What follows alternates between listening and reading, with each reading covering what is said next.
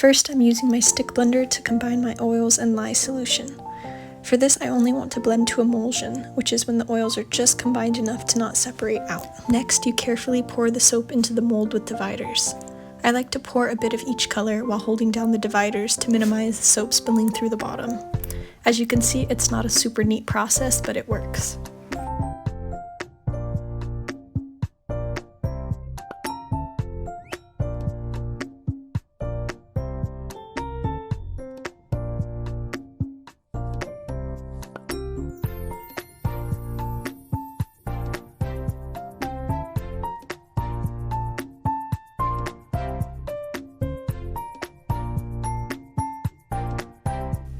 After pouring all of your colors, the next step is to carefully remove the dividers.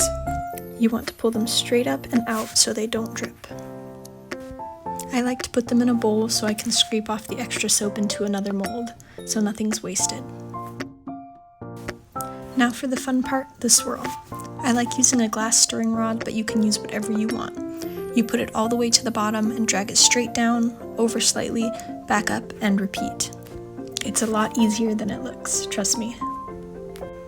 Once you reach the end, you drag your stirring rod along the borders to pull the design. You can do this as many times as you want and it'll slant the design a little more every time you do it. Cutting this soap is a little more complicated than a regular loaf since you'll need to split it horizontally, otherwise you'll lose the design. I don't have a loaf splitter, so I cut the soap into big chunks, then turn them on their side to cut them.